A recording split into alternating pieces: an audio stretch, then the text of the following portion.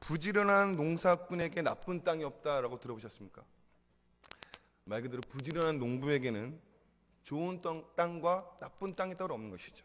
왜냐하면 무엇이 주어져도 열심히 하기 때문입니다. 또 이런 속담도 있습니다. 이거 잘 아실지 모르겠는데 굉장히 좀 어려운 속담인데요. 자, 산농은 밭을 가꾸고 중농은 곡식을 가꾸고 하농 풀을 가꾼다. 심오한 말이죠. 저도 이걸 이해하는데 3박 4일 걸렸습니다. 산농은 밭을 가꾼다. 중농은 곡식을 가꾸고 하농은 풀을 가꾼다.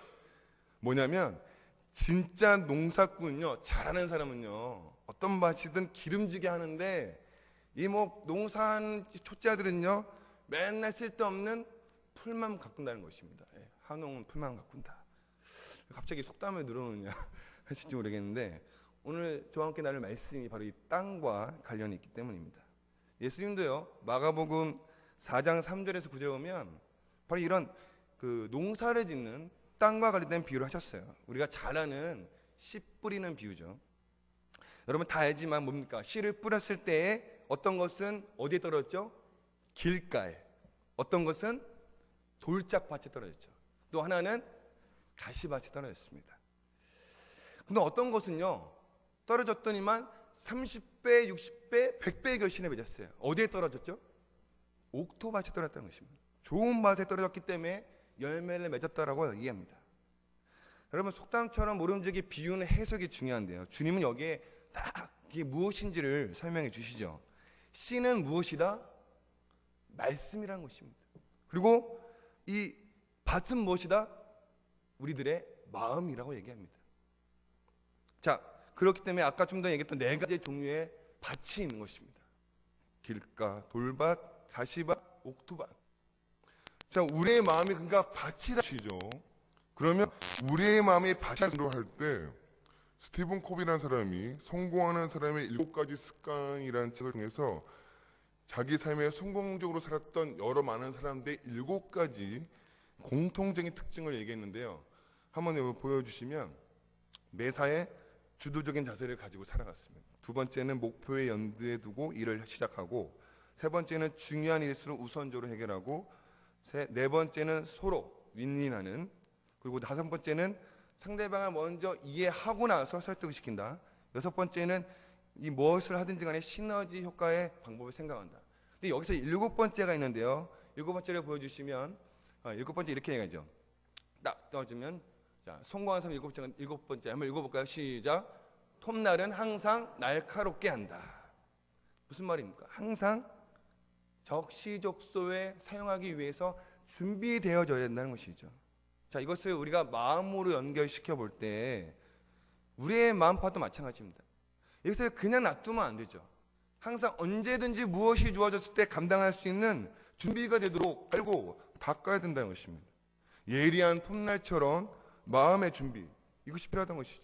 성경 그래서 무릇 지키만 하는 것보다 우리의 마음을 지키라고 얘기하면서 그 마음에 바로 생명이 근원이 있다고 얘기합니다.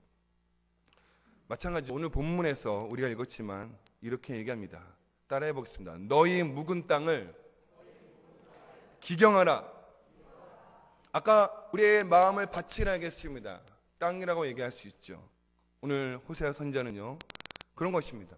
연장도 그냥 두면 녹이 쓰더라고요. 못 쓰게 되는 것 같습니다. 아무리 좋은 장비도요 기름칠하고 닦지 않으면 못 쓰게 되는 것처럼 우리의 마음밭도 마찬가지인 것이죠. 계속 이런 다듬는 손길이 없으면 시간이 지나면서 점차 굳어지고 못 쓰게 되는 항무지와 같게 된다는 것입니다. 저는 농사를 지어보거나 하는 것을 본 적도 없는 사람이지만 저희 아버지는 농사에 대해 좀 아시는 분입니다. 예전에 교회에서 운영하는 이 수양관을 관리하신 적이 있는데 지금은 이제 팔아버렸지만 당시 그 아버지께서 그것을 관리하시면서 수양관 한쪽에 텃밭을 가꾸셨습니다. 그래서 봄이 되면 상추, 고추, 오이, 호박, 토마토 제가 그냥 말하는 거 아닙니다. 진짜 이것들이 옆에 막 주렁주렁 열리는데 그 저희가 그곳이 강화였거든요. 한번 가면 이따만하게 하여튼 싸들고 왔습니다. 고기는 하나도 없는데 상추만 이만큼 들고 와가지고 풀만 먹고 그랬는데 여러분 본래 이제 거기 그런 곳이 아니었어요. 수양관을 짓고 나서 근처에 있는 것들을 개간하면서 포크레인이 땅을 한번 훑은 자리였거든요. 근데 그곳을 이제 아버지가 쟁기 같은 걸로 탁 다지면서 거기다가 뭐 비료도 뿌리고 뭐 쫄대 같은 걸 세우시더라고요. 그러면서 뿌리는데 정말 진짜 한 해가 지나니까 아까 얘기했던 것들이 막 이렇게 풍성한 정말 비옥한 땅이 된 것을 보았습니다. 아무리 항구지 같은 아무것도 없는 것도 사람이 가꾸고 다듬으니까 그렇게 정말 여러 가지 수확을 거둘 수 있는 비옥한 땅이 되는 것을 저는 눈으로 경험한 것입니다. 마찬가지입니다. 예수님께서도요, 정말 우리에게 이런 마음의 밭을 보면서 어떤 경우에는 돌짝밭, 뭐 여러 가지 밭을 얘기하면서 결국 무엇이냐? 우리의 마음밭도 결국에는 옥토밭으로 가야 된다는 것이죠. 여러분, 사람을 상대해 보십시오. 정말로요, 돌짝과 같은 마음을 접할 때가 있습니다. 뭐를 얘기해도 이 먹히지가 않습니다. 그냥 벽을 보는 것 같이 하는 사람들이 있어요. 또 어떤 경우에는 뭡니까? 길가에 뿌린 밭 같습니다. 말을 하면 이게 듣는 건지 아닌 건지 그냥 말은 날아가 버립니다. 또 어떤 사람은요, 말을 대하면요, 말하기가 무섭게 콕콕 찔러버리는 가시 같은 그런 마음을 접하는 것입니다. 우리들의 이런저런 마음의 밭, 길가나 돌밭, 가시더기 같은 밭, 다듬지 않는다면 결국 그대로 남아있을지 모른다는 것을 우리는 기억해야 된다는 것이죠. 자, 이런 점에서 호세아는 오늘 본문 12절에서 이렇게 얘기하는 것입니다. 너희가 자기를 위하여 공의를 심고 인애를 거두라. 너희 묵은 땅을 기경하라. 마치 농사를 짓는 것처럼 공의를 심고 인애를 거두라. 그래서 그 묵은 땅을 기경하라고 얘기합니다. 자, 이 말은요, 이스라엘 백성을 한 메시지죠. 지금 이들은 어떤 상황일까요? 호세아는, 여러분, 호세아가 사역하던 시기는요, 남유다 북이스라엘이 경제적인 번영을 이룰 때입니다. 당시 북이스라엘에는요, 수리아가 위협을 가했어요. 그러나 그들이 점차 세력이 쇠퇴하면서 물러갔습니다. 그러면서 북이스라엘에게 평화가 찾아왔어요. 자, 북이스라엘은요, 교통의 요충지로서 다메섹 지역을 포함하면서 굉장히 번영을 이루게 됩니다. 상업, 문화, 경제활동. 그러다 보니까 남유다도 더불어서 덩달아 아주 잘 살게 되었죠. 돈을 벌게 되고 잘 살게 되자 인근 지역에 있는 장식품과 금품들을 뭐 밑에 있는 애굽에서도 가져오게 되었습니다. 점점 더 사치스러운 생활을 하기 시작하죠. 여러분, 그러다 보니까 어떻게 됩니까? 빈부격차가 심해집니다. 부유한 상인들이 생기죠. 그러나 아까 얘기했지만 이런 농부와 같은 사람들은 그냥 그날 벌은 거 외에는 없는 것입니다. 그런데 자연스럽게 상인들이 농부를 지배하는 그런 문화로 바뀌었습니다. 그리고 더 부를 축적하기 위해서 부패와 제약들을 저지르기 시작했습니다. 자, 이렇게 사람들이 계속 모으기를 힘쓰는 이유는 뭐냐면 바로 번영과 잘 되는 그런 풍요로움에 대한 바알과 아세라의 그 이방인 종교의 영향을 받았기 때문입니다. 이스라엘은요, 처음에 농사를 짓는 민족이 아닙니다. 유목 민족이죠. 근데 가나안에 들어왔더니만 정착을 하게 됐습니다. 농사를 해야 된다는 것입니다. 경험이 없는 그런 자들이 자연스럽게 본래 있던 가나안인들이 하는 것을 지켜본 것입니다. 뭐 이렇게 하니까 저렇게 되고 뭐 이렇게 하니까 된다는 것을 보게 됐죠. 거기까지는 좋았습니다. 농경 기술을 배우다가 보니 점차적으로 그들이 아주 풍성하게 수확을 올릴 땐 자기들이 만든 산당이나 거기서 아주 요란한 여러 가지 일들을 하는 것입니다. 성전에서 말로 할 수 없는, 그들은 정말 쾌락을 즐기며 그 안에서 이 풍요와 다산의 바울은요, 성전에서 음란한 행위를 할 때 그것이 다산으로 이어진다라고 여겼습니다. 그러니 이스라엘은요, 자기들이 농경을 배우는 걸 넘어 그들의 그런 어떤 이방 문화의 아주 타락한 것들을 접하게 되는 것입니다. 뭐 돈을 벌기 위한, 농사를 잘 짓기 위한 목적일지 모르겠지만 결국 그들의 그런 이방의 그 풍습들을 그들이 답습하게 되면서 결국 열왕기상 12장 28절에 보면 결정적인 여로보암 1세가, 북이스라엘 여로보암 1세가 두 개의 송아지를 만들어서 벨과 단에 세웁니다. 아주 결정적이죠. 이때부터 더 아주 시간이 갈수록 가나안의 다산의 종교에 이스라엘은 푹 빠져버리게 됩니다. 자, 그런 가운데 호세아는 2절에서 이렇게 얘기하는 것입니다. 2절 말씀 한번 같이 읽겠습니다. 시작. 그들이 두 마음을 품었으니 이제 벌을 받을 것이라. 네, 여기까지. 그들의 마음속에는요, 말 그대로 하나님이 있는 것 같으나 또한 이방의 풍요롭고 즐거운 쾌락의 마음이 공존하게 된 것입니다. 자, 1절에 보니까요, 근데 이들은 하는 일이 있었는데 1절 말씀을 제가 읽어드리면 그들은 이렇게 항상 매일 이랬습니다. 그 열매가 많을수록 제단을 많게 하며 그 땅이 번영할수록 주상을 아름답게 하도다. 자, 보면요, 제단에 많은 예물을 들어왔습니다. 풍성한 열매를 갖고 정말 지극히 정성을 다해 하는 것처럼 보입니다. 1절 말씀. 그런데 이 한글 성경에는 이렇게 나와 있지만 한글에 없는 부분을 영어 성경에서 표현하는데요. 그것은 아까 PPT에도 나왔지만 그 끝에 뭐라고 붙였냐? 똑같은 내용이지만 맨 끝에 하나를 더 붙입니다. 그것은 for himself입니다. 즉 자기를 위하여라고 영어 성경은 덧붙여 설명해 준다는 것입니다. 앞서 이만 어떤 재물들을 단에 세우면서 거기서 풍성할수록 더 아름답게 꾸몄다는 것은 겉으로 보면 하나님께 정말 이렇게 많은 재물로 영광을 돌리는구나 라고 하지만 실상은 무엇이냐?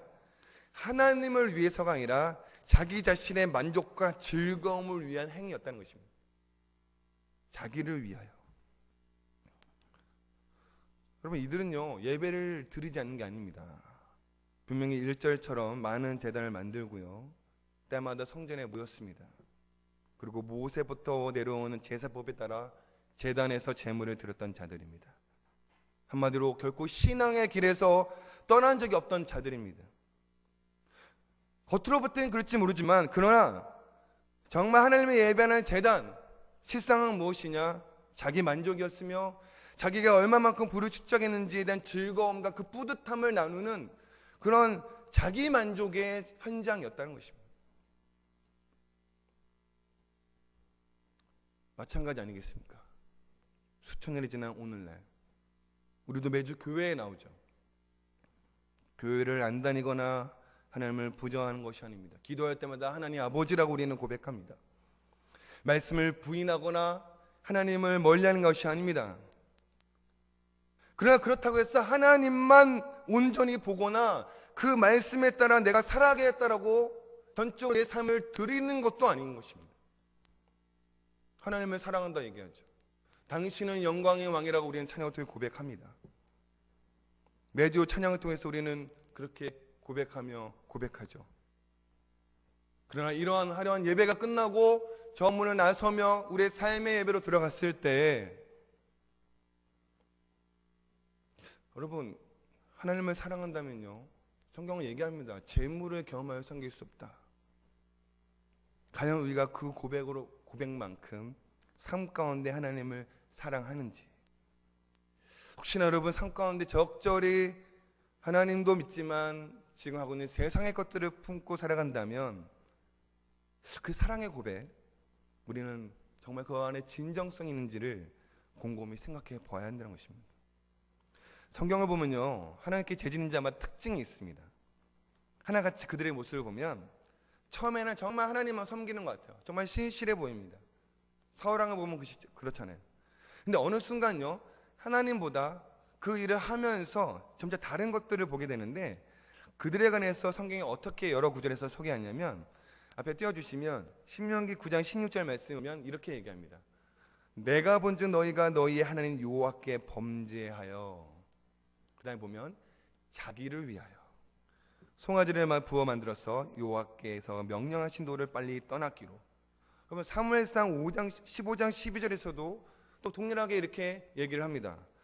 사무엘이 사울을 만나려고 아침에 일찍 일어났더니 어떤 사람이 사무엘에게 말해 이르되 사울이 갈멜에 이르러, 역시나 뭐라 얘기했냐면 자기를 위하여 기념비를 세우고 발길을 돌려 길가로 내려갔다는지라.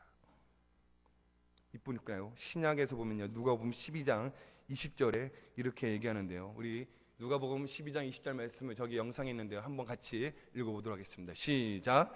하나님은 이르시되 어리석은 자여, 오늘 밤 내 영혼을 도로 찾으리니 그러면 내 준비한 것이 누구의 것이 되겠느냐 하셨으니, 자기를 위하여 보면 21절 말씀에 자기를 위하여 재물을 쌓아두고 하나님께 대하여 부유하지 못한 자가 이와 같으니라고 덧붙여 얘기하고 있다는 것입니다. 저마다 뭐라고 얘기합니까? 하나같이 하나님의 뜻에 벗어나 타락하는 자들의 특징에 대해서 얘기하기를 자기를 위하여. 하나님의 중심이 아니라 바로 자기 중심적인 삶을 사는 자들이라는 것입니다. 결국 2절에서 말한 두 마음 무엇입니까? 겉으로는 하나님의 영광을 외치며 하나님을 높여드리는 것 같지만 실상 그 중심에는 지극히 자기 자신만을 위하는 그 재물을 쌓는 욕심만이 가득하다는 것입니다. 이와 같은 자들의 또 다른 특징은 무엇입니까? 3절 말씀 보니까 이릅니다. 그들이 이제 이르기를 우리가 여호와를 두려워하지 아니하므로. 점점 마음이 굳어지는 것입니다. 돌짝밭이 되는 것이죠. 이제 말씀을 들어도요 길가밭이 되는 것입니다. 그냥 날아가 버립니다. 여러분 쟤도 그렇지 않습니까? 바늘 도둑이 소도둑 된다고. 처음에는 떨리죠. 이래도 될까? 주일 한번 빠져보십시오. 저도 옛날에 갑자기 중간에 시간이 텀이 생겨서 주일날 11시에 예배 끝나 다른 날 다른 뭐 강남인가 어딘가 있었는데 너무 이상한 거예요. 내가 지금 주일날 오후에 이러도 될까? 막 그런 마음이 생기는 것입니다. 여러분 그냥 한 번 빠지고 두 번 빠져보십시오. 그냥 덤덤해집니다. 더 이상 말씀이 선포될 때도 듣는 둥 마는 둥 되는 거예요. 오히려 그런 말씀이 선포될 때 가시밭이 돼서 그 말씀을 튕겨버립니다. 이와 같은 자들이 지금 호세아가 지금 소개하고 있는 거예요. 두 마음을 품기 시작하면서 점점 더 하나님은 두려워하지 않는. 자, 이들을 그대로 두시겠습니까? 하나님은 정말 그 자기의 백성을 너무나도 사랑하시고 끔찍히 여기시는데 이들을 둘 수가 없는 것입니다. 오늘 목사님 오전에 말씀하신 것처럼 은혜의 바운더리에 떠나려고 할 때 하나님은 사랑의 손을 들 수밖에 없는 것입니다. 4절을 보십시오. 어떤 결과가 그들에게 임합니까? 자기를 위해 쌓은 그 재물에 독초가 나기 시작합니다. 5절을 보면 이제 자기의 즐거움에 만든 우상은 더 이상 즐거움이 아니라 두려움이 된다 하고요. 또 그것으로 기뻐했던 것들이 이제 슬픔으로 바뀌게 될 것이라고 호세아는 예언합니다. 결국 무엇입니까? 자기 위한 쌓은 재물이 이제는 자기를 괴롭히는 화살로 돌아오며 재물로 인해서 오히려 더 큰 근심과 고통에 쌓이게 된다는 것입니다. 여러분 세상의 원리도 똑같습니다. 돈이 많으면 행복할 것 같지만 여러분 돈이 많을수록 돕니다. 돈은 돌고 돈다고 사람이 돌아요. 지금 뭐 잘 사는 사람들 보십시오. 지금 그게 사는 겁니까? 여러분 그 서울의 강남이나 청담동, 그 평창동 가보셨습니까? 정말 의리한 데 많습니다. 멋있어 보이죠? 막 대문 입장만 하고 쫙 열리면 세단이 싹 나옵니다. 그러면 여기서 막 청소하는 아저씨들 막 드라마에 보면 이런 장면 나오잖아요. 근데 여러분 그 집을 좀 더 자세히 보세요. 그 화려함과 함께 무엇이 보이냐면 뾰족히 세운 상살이 보입니다. 그리고 저 위에 항상 곳곳에 달려있는 무슨 TV? CCTV. 여러분 이걸 보면 뭐하고 똑같은가요? 감옥이에요. 감옥. 돈 많은 사람들이 지금 다 어디에 살고 있어요? 실제로 감옥에도 살고요. 실제 평상시에 사는 것도 보면 그냥 감옥입니다. 여러분 그 자발적인 감옥이죠. 뭐 거기 창살에 CCTV면 말도 안 하는 거 아니겠습니까? 많으면 뭡니까? 불안하죠. 뺏길까봐 잃어버릴까봐 그렇게 해서 아웅다웅 사는 거 아니겠습니까? 불안하니까 담을 높게 쌓고 CCTV와 창살을 다는 것입니다. 오히려 그 재물이 근심이 되어 다가오는 것이죠. 앞서도 말했지만 호세아 선지는요 남유다의 우시아, 요담, 아하스, 이시야 같은 그런 왕들을 다 겪었습니다. 그리고 북이스라엘의 여로보암 2세 바로 그때 활동했는데요. 아까 얘기했지만 그 여로보암 1세 그 아버지죠.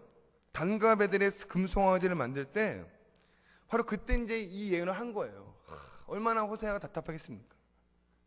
이제 아수르가 일어나서 여러분 실제로 이제 북이스라엘은 아수르에게 멸망을 당하거든요. 바로 그 직전까지 온 것입니다. 계속해서 공격을 당합니다. 6절 말씀 보니까 사마리아의 송아지가 결국 뭡니까? 아수르의 조공으로 바치는 전리품으로 전당합니다.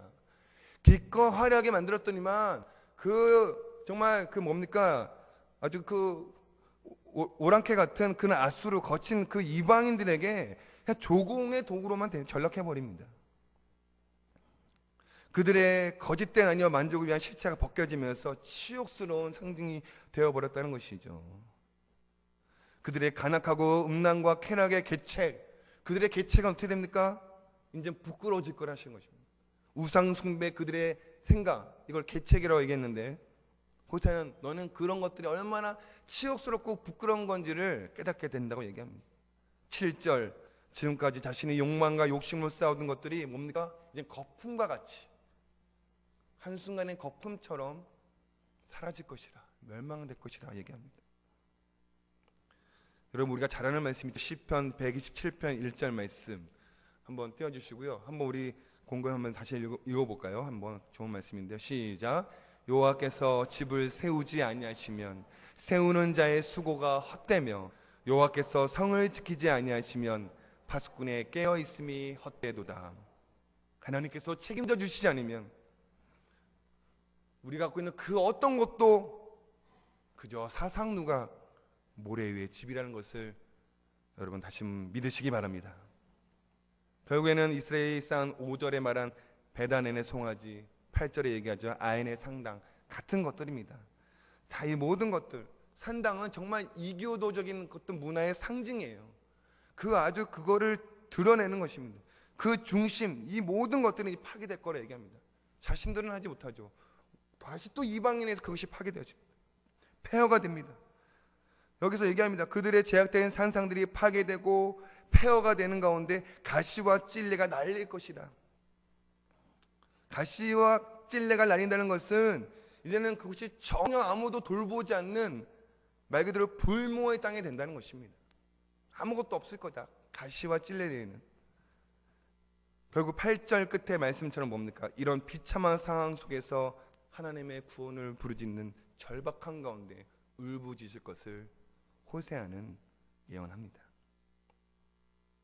9절 말씀에 보면 그들의 도덕적 종교적 타락의 깊이를 더 알 수 있는데요.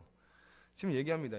호세아는요. 이스라엘아, 내가 기브아 시대로부터 범죄하더니 지금까지 죄를 짓는구나. 그러니 범죄한 자손에 대한 전쟁이 어찌 기브아에서 일어나지 않겠느냐. 여러분, 기브아에 대한 이 언급을 하는데요. 기브아는 4세기 19장에 나오는 얘기입니다. 여러분 잘 아는 레인의 첩사건이죠. 여기서 이 기브아를 언급하는 건 그만큼 그게 바로 동성애 사건 아니겠습니까? 그러면서 잔악하게 그것을 다 찢어서 그 지파를 보낸 사건인데요. 이것을 언급하면서 뭡니까? 니들이 지금 바알 신을 섬기는 그 음란한, 바로 하나님께 그런 음란의 죄를 짓는 모든 것들, 분명히 기브아 그 사건을 통해서 하나님이 전쟁을 일으키고 베냐민 지파가 거의 몰살을 당한 것처럼 이제 심판의 전쟁이 곧 임할 것이란 것이죠. 이것은 단지 기브아뿐만 아니라 북이스라엘 나라 전체가 그렇게 될 것이라고 지금 호세아는 더 강력하게 과거의 사건을 들어서 설명합니다. 자, 호세아는요 점점 더 깊이 이들이 정말 들을 수 있도록 그것을 설명하고 나갑니다. 11절 말씀은요 더 일목요연하게요 그들의 실상을 다시 한번 정리합니다. 처음에 어떤 자들이었고 어떻게 될 것이라는 것을 얘기하는데 11절 말씀을 눈으로 잘 보시면 이렇게 얘기하죠. 자, 처음에 길들인 암소 같아서 얘기합니다. 이 말은 뭐냐면 선지자를 통해서 너희들이 하나님의 말씀을 잘 듣고 훈련을 받았다는 것이죠. 근데 그러면서 곡식 밟기를 좋아하나, 소가 곡식을 밟을 때요 그 레이도 그랬지만 이것을 제가 물리지 않습니다. 왜냐하면 먹으면서 일하는 것이죠. 그것처럼 뭡니까? 하나님의 은혜 속에 그들이 축복을 받으며 일했습니다. 자, 그렇게 하나님께 말씀의 훈련을 받고 자유롭게 곡식을 밟으면서 은혜를 누렸던 자들이었으나 그 뒤에 얘기하죠. 목에 멍에를 씌우고 이제는 구속을 당하는 것이죠. 그러면서 사람을 태운다. 그럼 뭡니까? 바로 통제를 당한다는 것입니다. 이제 너희들이 압제를 당할 것이다. 자, 그러면서 나가죠. 유다가 밭을 갈고 이것은 곧 비단 북이스라엘뿐만 아니라 같은 우상들을 짓고 있는 유다 또한, 남자 또한 그렇게 겪게 될 것이다. 북이스라엘 멸망당하고요. 그 뒤로 200년 지난 BC 586년에 남유다도 결국에는 바벨론에서 멸망을 당합니다. 그러면서 마지막에 이러잖아요. 야곱이 흙덩이를 깨트린다. 야곱은요 에브라임과 유다를 다 포함하는 그런 아버지의 격이죠. 처음에 이스라엘이라는 칭호를 받기도 했고요. 즉 뭡니까? 이스라엘 전체가 그 모든 것들이 깨트려지고 이제는 포로로 끌려가게 될 것을 이 11절 말씀에서 이 호세아는요 비유를 통해서 다 그들이 어떻게 될 것인지에 대해서 다시 한번 상기시키고 얘기하고 있습니다. 들으라는 것이죠. 이렇게 설명할 때 이 닥치는 환란에 다가오기 전에 내가 이렇게 설명하니 좀 들으라는 것입니다. 두눈둥만둥 하지 말고 과거에 너네가 어땠는지, 지금은 또 어느 지경인지 정말 자신을 돌아보라는 것입니다. 오늘날 우리의 마음은 어떻습니까? 여러분, 하나님이 여러분의 인생에 무엇입니까? 그저 문제 해결의 도구입니까? 아니면 삶의 주인이십니까? 아이들 보면 가끔 원할 때요, 뭐 사탕이나 초콜릿 먹고 싶을 때 뽀뽀해봐. 뽀뽀합니다. 네. 이쁜 짓 하면 이쁜 짓 합니다.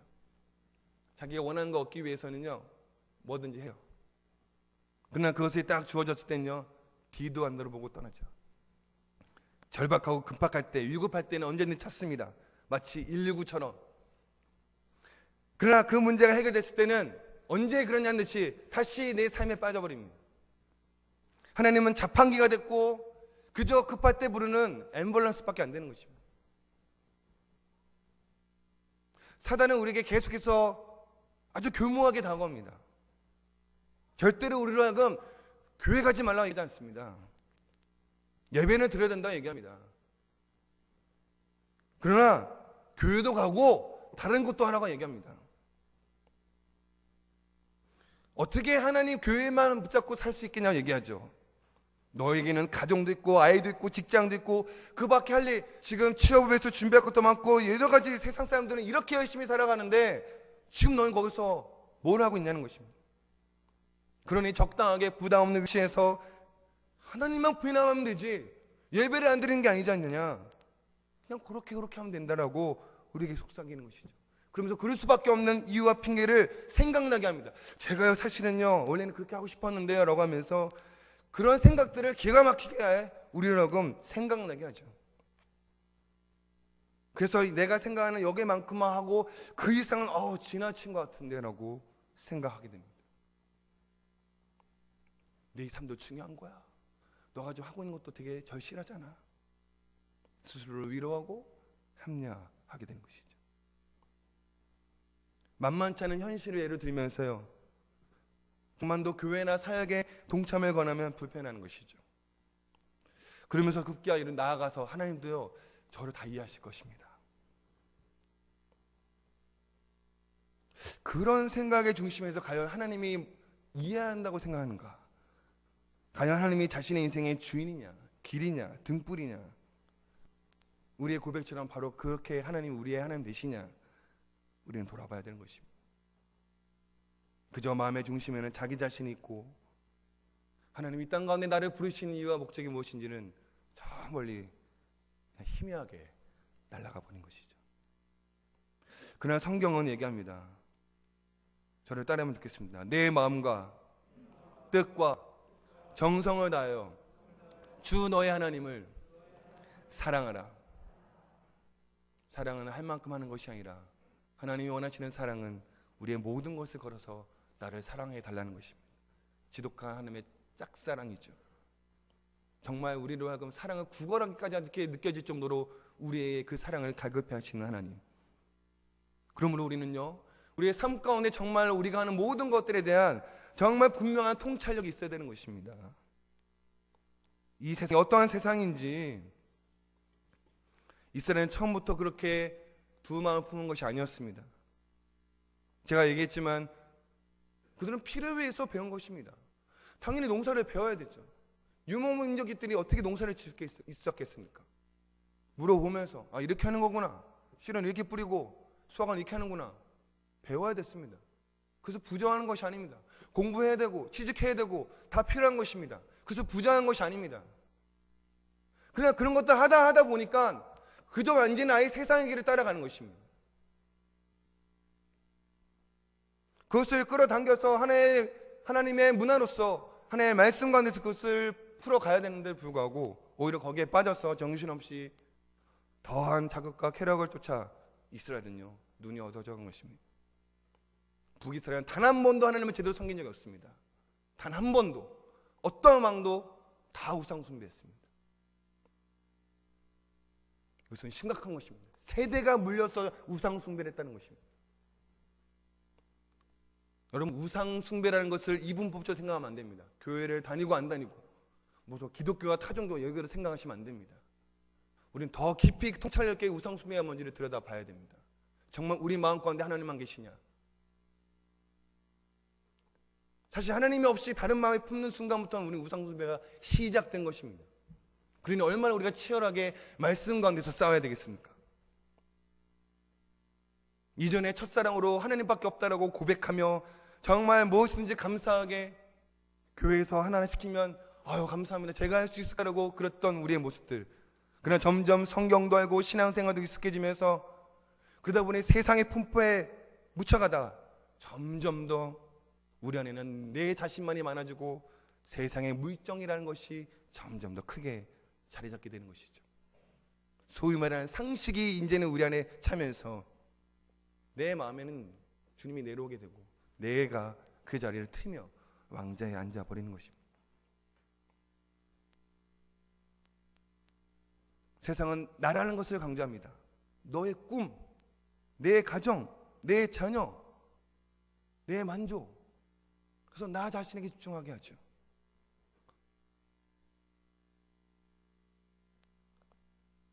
후세는 그런 이스라엘, 아니 오늘날 우리를 향하여서 그래서 다시 한번 정말 마지막이라는 심정으로 이 12절의 말씀을 그들에게 선포하고 있는 것입니다. 우리 마지막 12절 말씀을 함께 읽어보도록 하겠습니다. 본문 시작. 너희가 자기를 위하여 공의를 심고 인애를 거두라. 너희 묵은 땅을 기경하라. 지금 이 여호와를 찾을 때니 마침내 여호와께서 오사 공의를 비처럼 너희에게 내리시리라. 할렐루야. 자기 자신을 위해 심으라 얘기합니다. 자기를 위하여.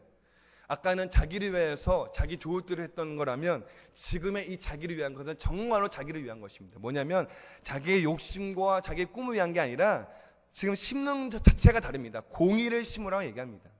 그러면 인애를 거두려고 얘기합니다. 무엇입니까? 공의를 심는다는 것은 거룩을 추구하는 것이죠. 하나님의 자녀답게 그분의 뜻에 따라 살아가는 것을 심는 것입니다. 내 안에 그것을 정말 열심히 부지런함으로 채우라는 것이죠. 그 비결은 디모데전서 4장 5절에 우리에게 제시하고 있는데요. 여러분, 디모데전서 4장 5절 말씀 한번 띄워줄 수 있나요? 자, 읽어보겠습니다. 시작. 하나님의 말씀과 기도로 거룩하여 짐이라.